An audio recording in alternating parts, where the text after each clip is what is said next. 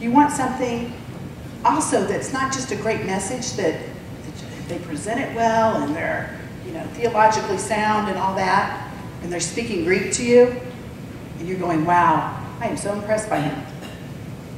I want you to leave here and be impressed by God, not by what anybody else does up here. I want you to be impressed with him. And so the messages need to be really relevant to our lives. We need to be able to leave here on Sunday morning better than when we came. You know, it's not a funeral, it's a party. And that we go back out into that world and we're better able to serve and more equipped to deal with our week because of what we've heard here. Our marriages are stronger because of having been here and something that we heard. Our relationships in general are stronger. We work better as a team at work. We get along better with our boss, and we're better parents to our children. That's what messages should be about. If they don't change us, then what's the point? I mean, really. If it's not changing, you might as well stay home. Because this isn't about punching a time clock. It's really not. It's about changing lives. I love it that higher calling has always been founded on that your past doesn't matter. Because we all have one, don't we? And some of us just keep creating it, you know? We need to be able to walk in somewhere where we're welcomed. And I mean really welcomed, where it doesn't matter if you're tatted up, as Larissa would say, or you've got every piercing under the sun, or you're a biker, or you just got out of prison. I'll never forget one day, Don preached, and he was saying this very thing, that it doesn't matter where you've been or what you've done, that you're welcome here.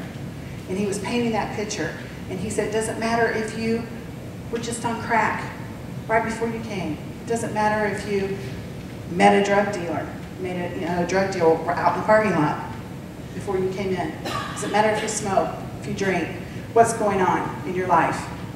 We don't want you to stay there, we want you to get closer to God.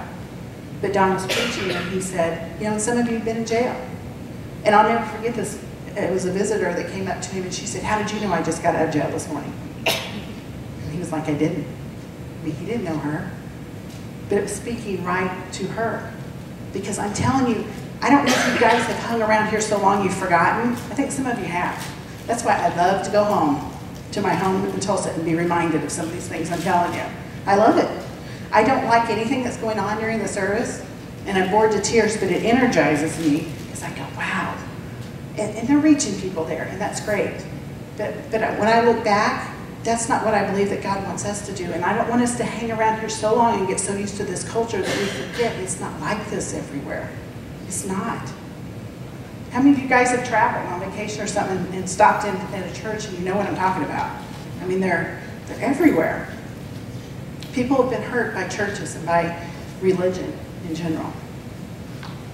And I want people to truly experience God's higher calling for their life. So everything that we do here, the food that I know you guys love, the music, the words up on the screen, all of the stuff that we do for a reason. We do it on purpose to try to help reach people that are far from God, the unchurched. That's so important.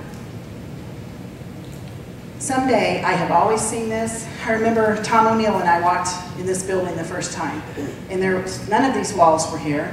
It was a steel frame. There was no drywall, no carpet. Matter of fact, the roof was leaking, and there were some limousines in here. But nothing that you see now is in here. Some of you guys remember those days. And Tom and I got a napkin that we found, and we sketched out this entire place like in 5 minutes. Tom's a real visionary too. And we were able to see the walls and see this place. And I saw it and knew what it looked like. And people would come, some of you, week after week, and go, wow, look, you know, it's always fun to see drywall go up and see things start to take form. But it didn't look any different to me when it was done than when I first saw it. Because I could see what it was going to look like before it was done. And the same is true about this campus that we talk about. We're going to be there someday. And God willing, I'm going to get a chance to see that. I hope and pray that I get to live to see that. But this campus that Don, this vision that was given to us, is a huge area where people want to hang out. Can you imagine? People want to hang out at church. They actually want to be there. And there'll be businesses on it. Coffee shops. You know, place you can get your hair cut. And colored is really important too. Lori knows these things. There'll be, you know, a bookstore.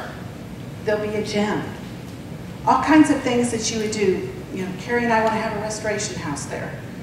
I want many of you now to be thinking about those businesses. We don't want McDonald's and things like that, and nothing against that. But we want them to be private. You guys, businesses that you've come up with. Can you imagine having an auto shop run by some of our guys here that are gifted that way, that people like me that don't know anything about a car and don't want to know, can take my car there and know I'm not going to be ripped off, that I'm given a fair price and that they're not going to loosen up the bolts on my tires, you know, so I have to come back. The people have integrity. What about a sports field where all kinds of sports are taking place, and then we've got coaches that have integrity, that are mentoring kids and teaching them life skills instead of yelling and screaming like some of the stuff I've witnessed with my kids.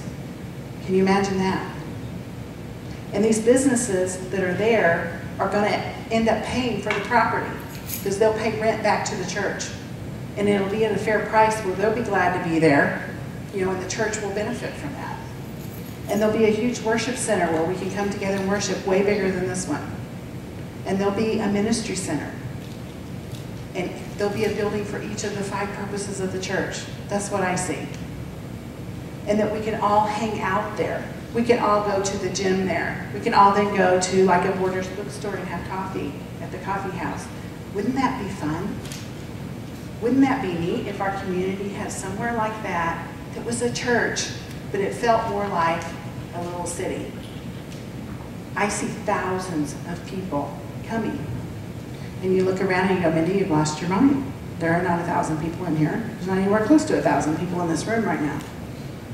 But I still see that. I saw it 10 years ago and I still see it now. And I don't believe that's ever changed. And we're going to talk more about that after church. Please make the decision to stay after church today for our lunch together, because that's where we're going to get into the nitty-gritty of it. But I want you to start feeling that again. I hope me just talking about this a little bit, you're starting to get a little bit excited, or waking up just a little bit. I want you to feel it, and then I want you to own it. It's yours. That vision was not given to Don and me to keep. It was given to give away, for us to give away. It's all of our vision. And I honestly believe, guys, if we can grasp hold of that today, just a little bit of it, start to remember that. Get out your 101 book and start reviewing that, going through it and remembering some of the things that we talked about. And you start feeling that and owning it, letting the whole vision just embody you. That I believe when we're gone, and we're in heaven someday, for all of eternity, we're going to look back over our shoulder and be glad we did. We're going to be glad we did. Today, I cannot tell you, marks a day of a new beginning for this church. I hope you're sensing that.